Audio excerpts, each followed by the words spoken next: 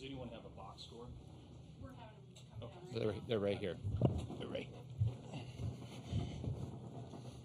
Thank you. I'll let you look for a second.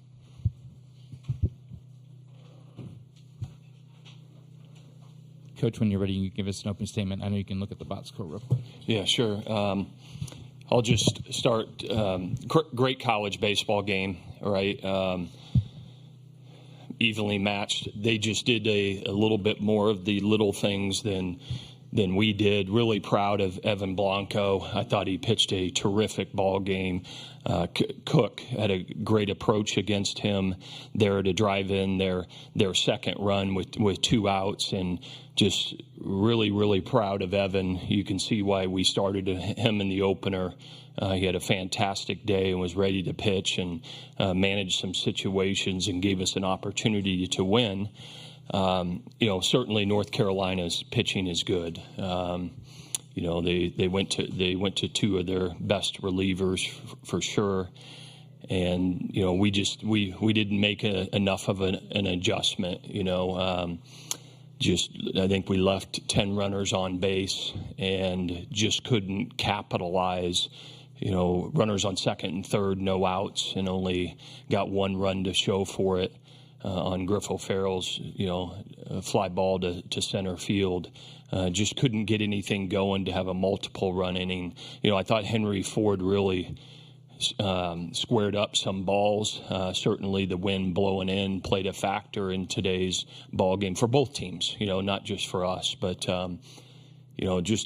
we're disappointed. We're frustrated because, we just don't believe that we played our a very good baseball game today. Not to take anything away from North Carolina. They pitched very, very well.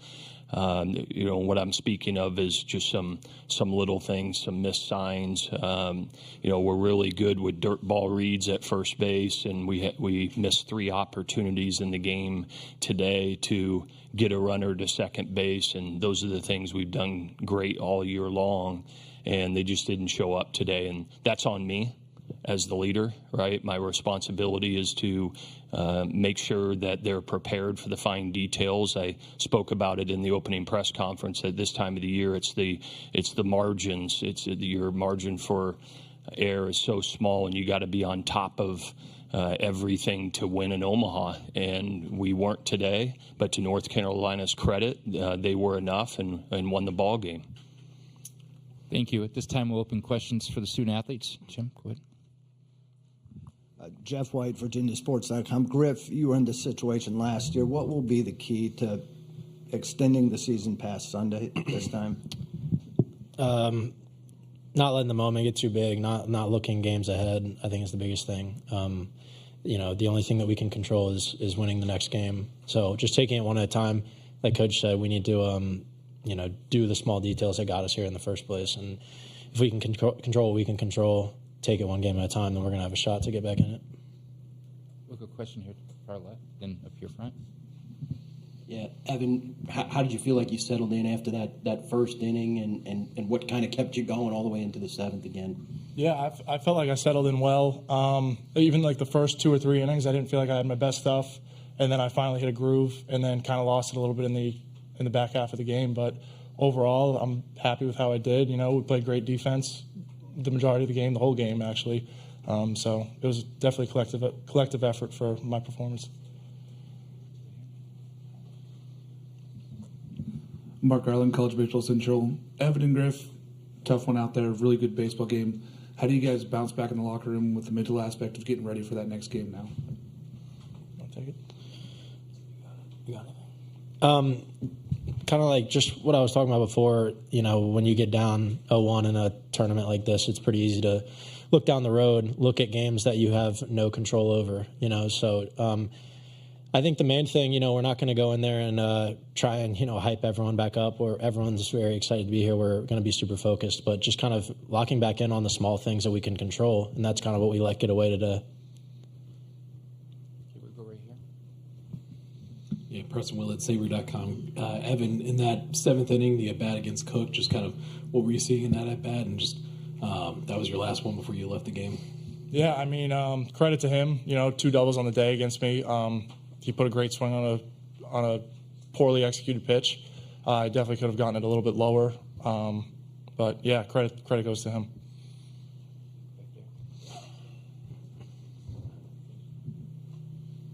Evan, Matt Towery from World Baseball Network. What is just the chemistry for you and Jacob this season, and how do you just feel about what lies ahead until Sunday to play 27 in?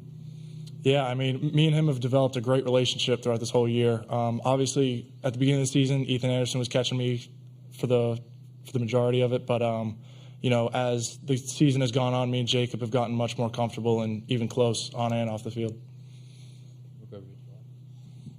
Yeah, Griff, what made Pence tough today for you guys late in the game? He's got a really good high-spin fastball, and kind of like Coach mentioned, we didn't make an adjustment based off of the field. Especially today, if you hit the ball in the air, it was an out. And we didn't make an adjustment. We knew that after the first couple innings, and we kept hitting the ball in the air. Even if it was barreled, it just wasn't going anywhere, and that was just not a quick enough adjustment from us. Any other questions for the players? If not, gentlemen, you can be excused. Yeah, why don't you guys, you have to go. Yeah. Right? You're welcome to stay or you can go. It's up to you.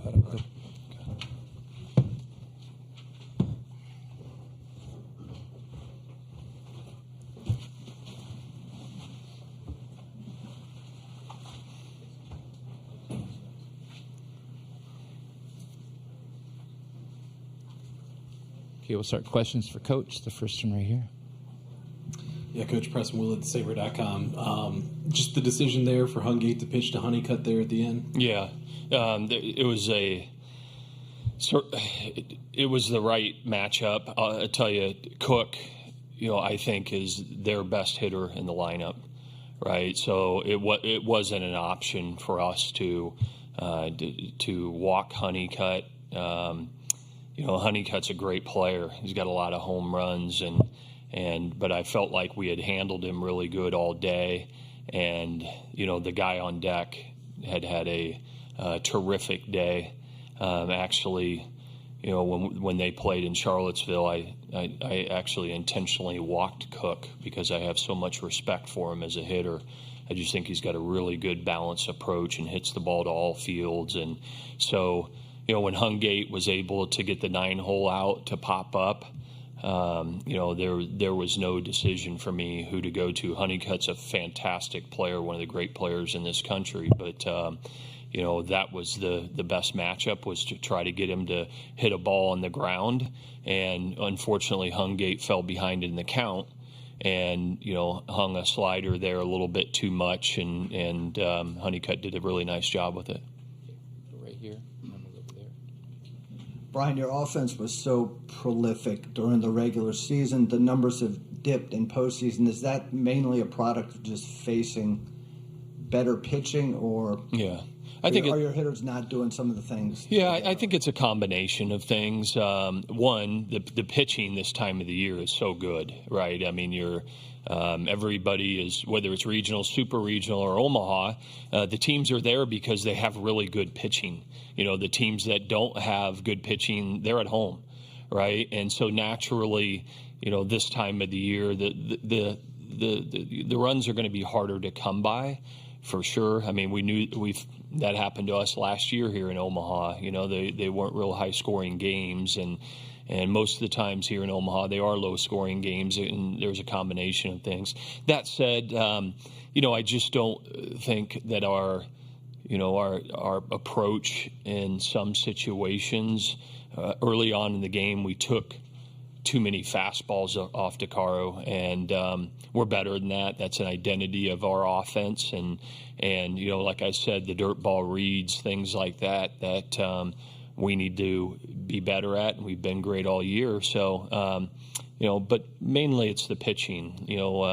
Hey, listen, North Carolina's got a great offense too. They got one of the top offenses in the country as well, and it was a low-scoring game. So I think everybody, pretty much feels that way.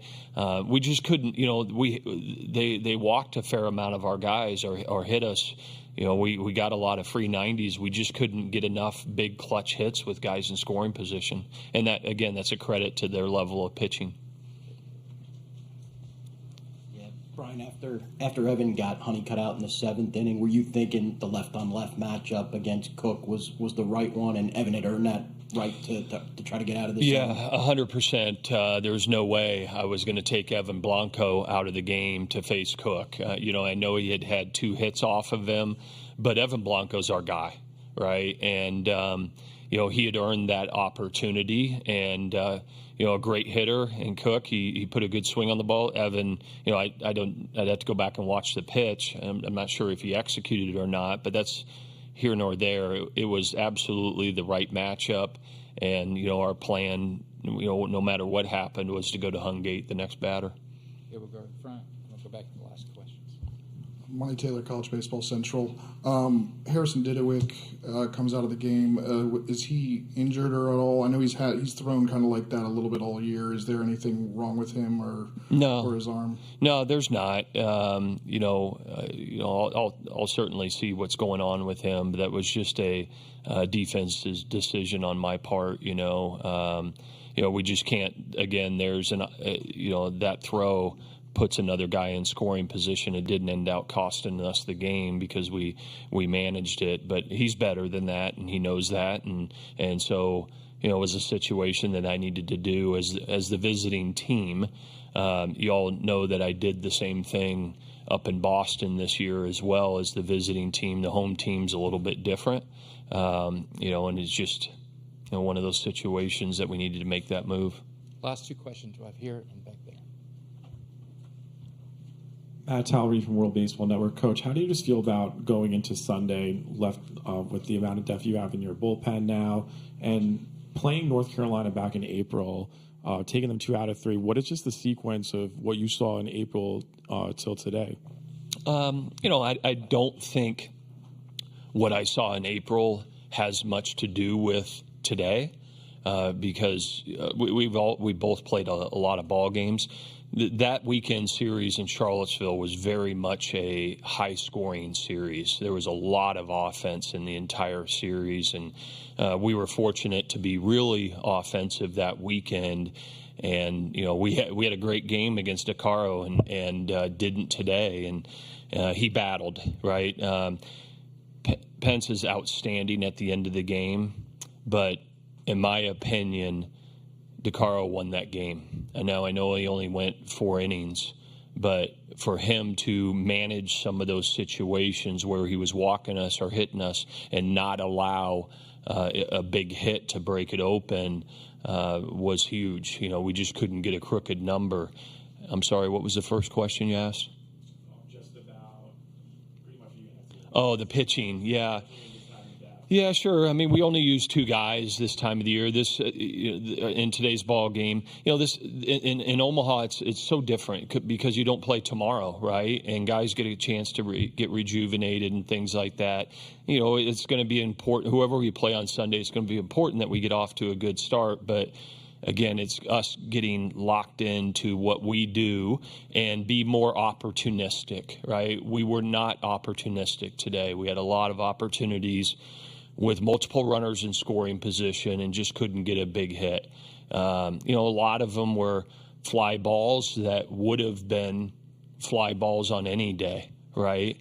Other than a couple that Henry Ford hit, I thought he squared him up. I thought he drove the baseball, and it just died and didn't reward him. But on a day like today, like Griff said, you have to make an adjustment as an offensive ball club, and it's got to be more line drives. And anything in the air just isn't gonna. You're not gonna hit it over anybody's head, and we just didn't make that adjustment. And we need to work on that tomorrow at practice and make that adjustment and be ready to go on Sunday. Okay, one quick last question right here. Hey, Coach. Xander T-Lock, Cavalier Daily. You guys played a really strong baseball game today, but like you said, sometimes little things don't go your way. What's the message to your guys going forward on the blink of elimination? Be better. Be better. Period. End of story. unacceptable. That's not Virginia baseball. Again, not going to take anything away from North Carolina. They got a great club, and they got the big hits, and they pitched really great, okay? But what I'm talking about is the small details. Every coach sits up here and talks about it this time of the year. They did it, and we didn't, okay? So period, end of story. We have to be better. And if we're better, then we'll have an opportunity to win and potentially move forward. Our last 3 ball games here in Omaha last year and this year, and every year is different. We've lost by 1 run, and they've been very low scoring games. So the message is be better. And I know what these kids are made of. They've bounced back all year long, and I know that they'll be better on Sunday. Coach, thank you very much for your time. Thank you.